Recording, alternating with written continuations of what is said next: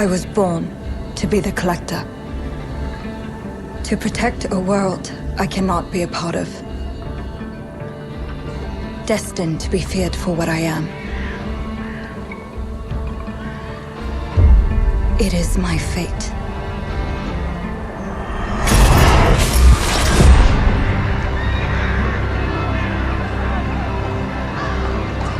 I have devoted my life to facing them. Those granted the power to raise souls.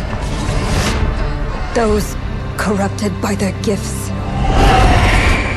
Tilting the ancient balance toward cataclysm. But at last, their debt is due.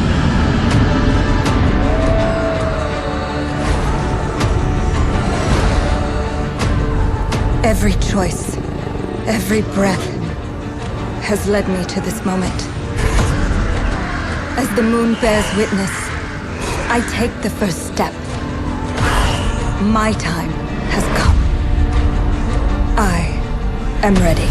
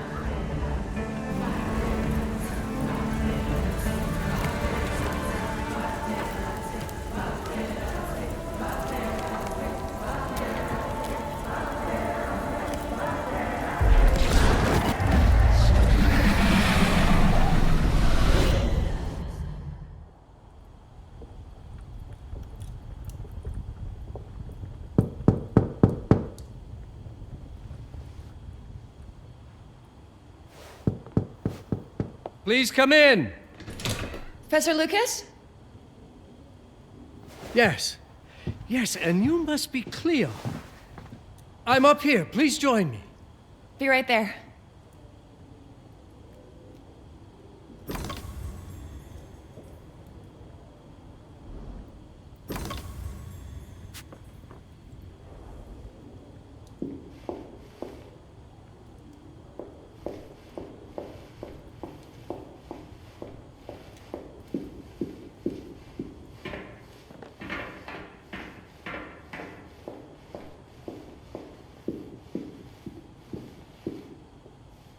Pleased to meet you, Professor Lucas.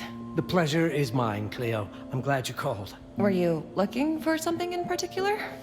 I was, but my intricate classification system failed me once again. You know, this is the exact spot where I met your father for the first time. Really? Yes, he was looking for essays on Rembrandt and other Dutch masters. His arms were brimming with books. He could barely see in front of himself. That sounds like my father. Yes. I recognized myself in his eagerness to learn. The same eagerness that brings you here, I suppose. Oh. Yes. I have the letter he gave me. Could you have a look? Absolutely. Let's go to my desk. So how's my dear friend Aaron? You called my father a friend. Of course. He never talked about you before giving me the letter. I was devastated when he told me about his condition. I'm sorry, Cleo. He told you? When? I saw him about a year ago. He warned me that you were going to call when you were ready. Oh. I guess he told you a lot. Not much more. He is a very private person, as you know. Now, let's see that intriguing letter. I can't read past the first line my father wrote. And then there's this last part at the end. Both are in English, but everything else is... I was hoping you could help me. I've never seen anything like this before. The writing seems to be hidden behind some sort of veil, and then there's movement in it. It's like something organic. You're absolutely right. I've only seen this once before. I have a 300-year-old manuscript that has the same protective layer, which means that this letter is from the Zandaris tribe. Zandaris? Yes. It's a very ancient tribe. I wonder how your father got this letter. Can you decipher it? I'm afraid I can't. But there is a tome in here on ancient writing that mentions the Zandaris' protected communication. Although finding it may be a bit of a challenge, I think I might have stored it a little too well. The library's registry should help.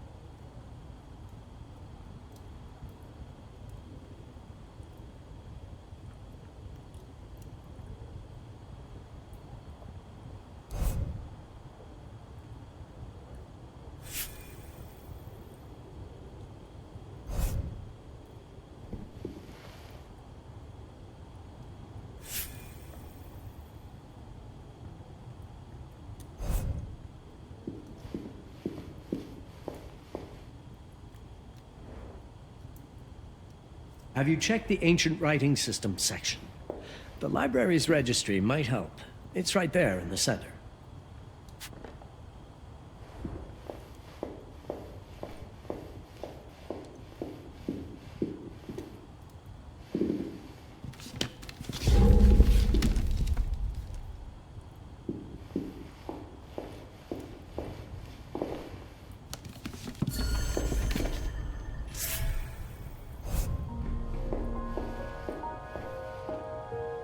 What did you find? Protected Zendara's information was only decipherable through an object. Something called a heparin? Yes, of course. So you've heard of it before? I thought it was a legend. It varies depending on the source. I've never seen one. They said it appears as something unremarkable. I wonder, has your father ever given you something other than the letter? Something like a key or a pendant? He gave this to me when I was a child. But I don't think it has anything to do with... Fascinating. I don't see how this could help us decipher a language. Doesn't hurt to try.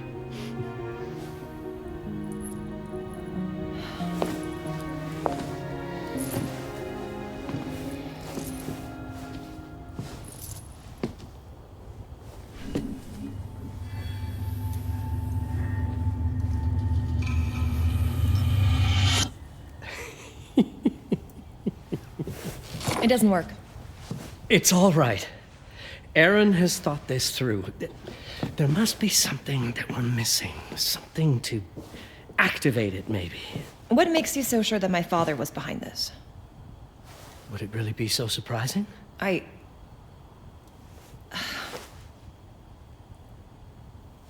just wish he had told me more before he... I understand, but this is his way to do so. Aaron made sure that we would meet in this very room. He's a brilliant man. None of this is coincidence. Have a look around. See if there's anything that piques your interest. Something only you could notice. Did you know that my father donated a bust of Rembrandt to this school? I didn't. I'm afraid to say I never paid much attention to their donors. That must mean something, right? I know he loves this school, but... I'd say follow that lead. There's a section in this library dedicated to Rembrandt.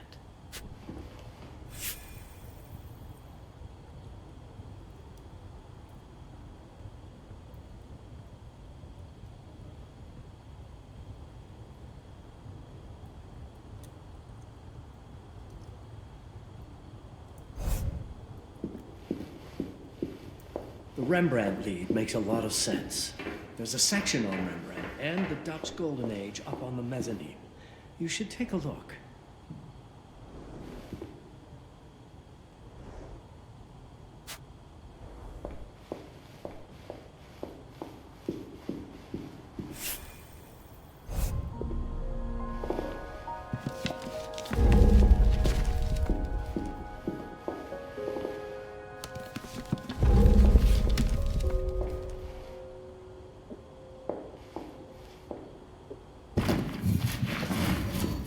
Show me everything your father might have left you, Cleo.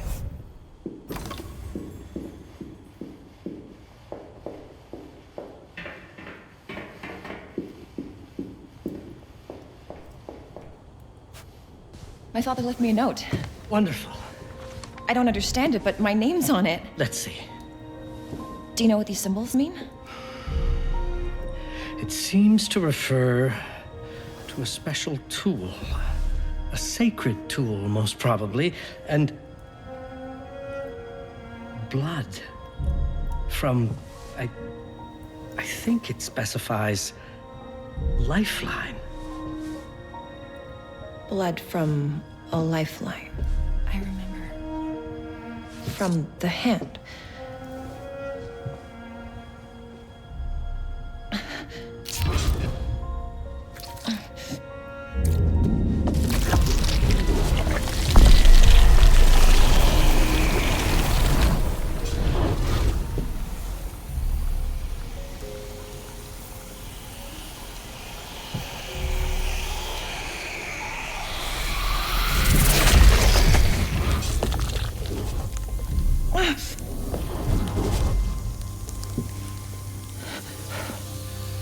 That's it. That's the Heparin. Aim it at the letter.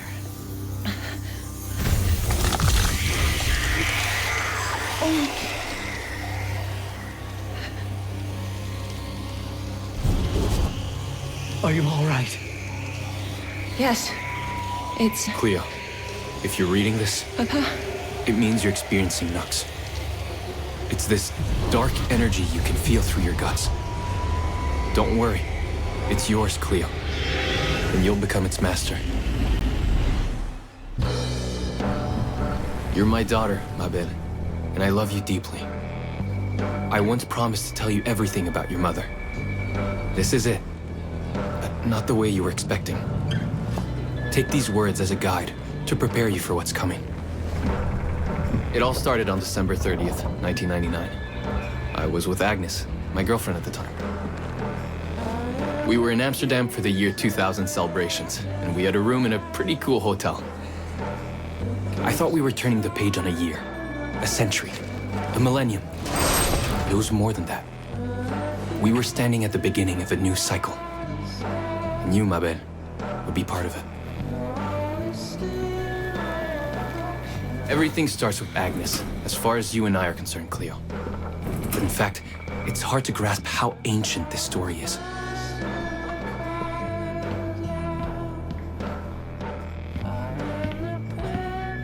Agnes was different. An old soul, yet joyful, always surprised by life. From the very beginning, it felt as though she already knew me. It was awesome. Agnes had planned something for us in our room that night. Some of her belongings had already been delivered. Ancient artifacts. I was fascinated.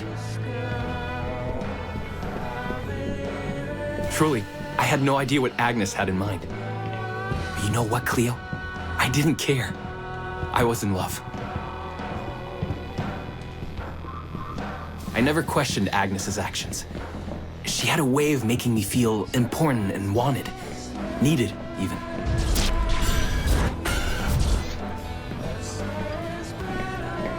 As we walked to her room, I felt a new kind of excitement.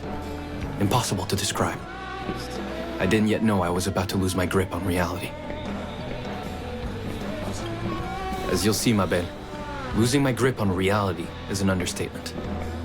The truth is, I never had a grip on anything at all. The closer we got, the more something stirred in my veins. Nothing unpleasant. More as though the city's canals were running through my body. There was something electric about Agnes. A force emanated from her. A force I was about to discover.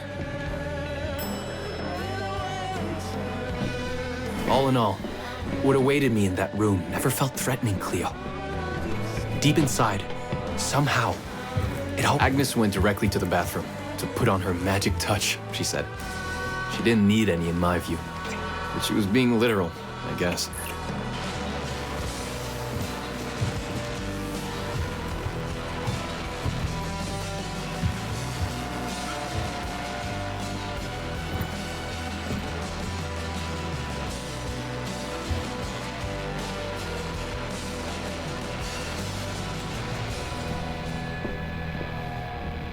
Could you set up my relics the way I told you to? She asked from the bathroom. I had to rummage through a chest, a shelf, even her bag to find those things of hers. So old they were. Unsettling.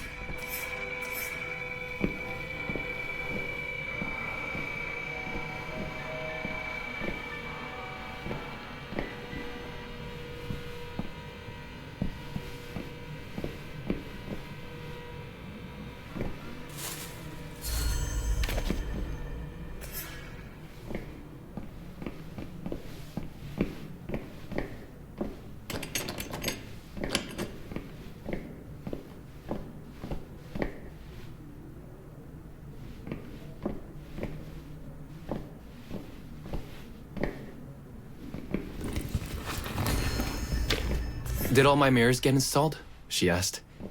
Yes. They'd been placed around the bed, and the bed had been moved. Even now, I don't know how, or by whom.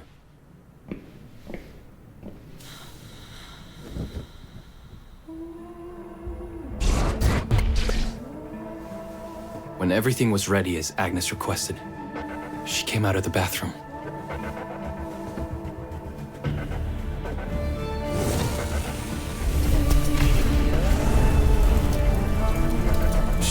was...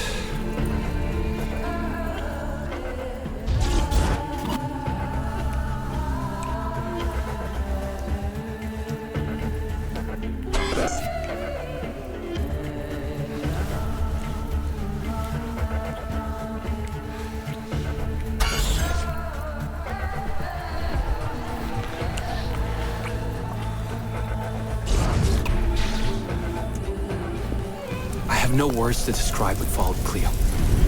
It felt ethereal until I lost the thread.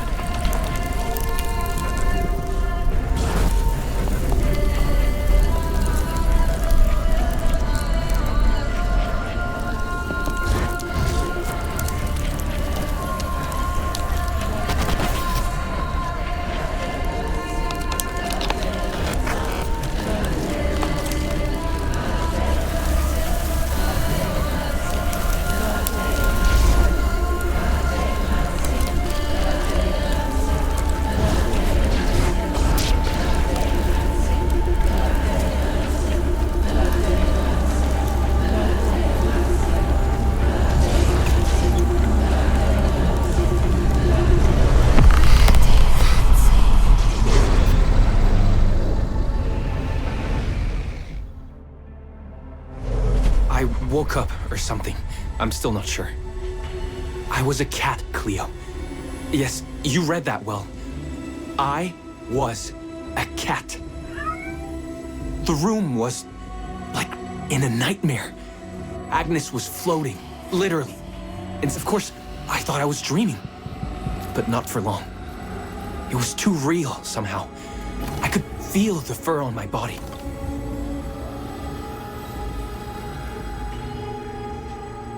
My senses were heightened. Everything I saw or heard became a voice calling me. Go further, and you'll see. Go further, and you'll see. The further I went, the more real my sensations became. Yet the world around me felt increasingly surreal. It was scary, disturbing. But something was definitely calling to me.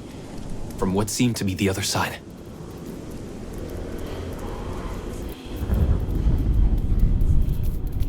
And then, in a forest, yes, a forest, I knew it in my bones. It was someone calling me. A woman.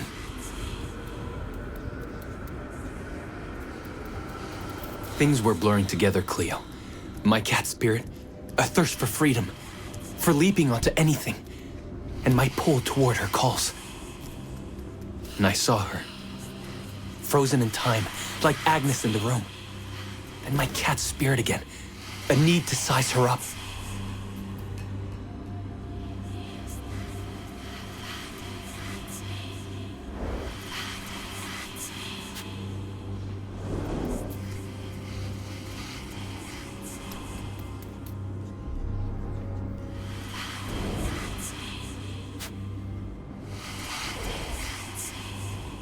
Then it happened. For a brief moment, I became fully feline.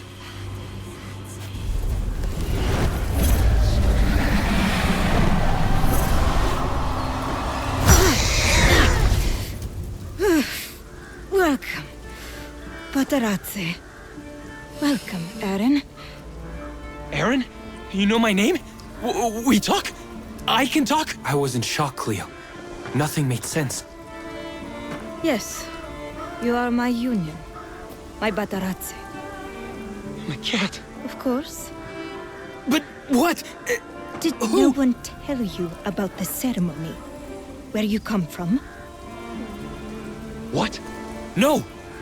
What do you mean? It matters not for now. I'm Noah, the Collector. Those are the Zendaris. Follow me, and I shall explain anon. We've much to do this night.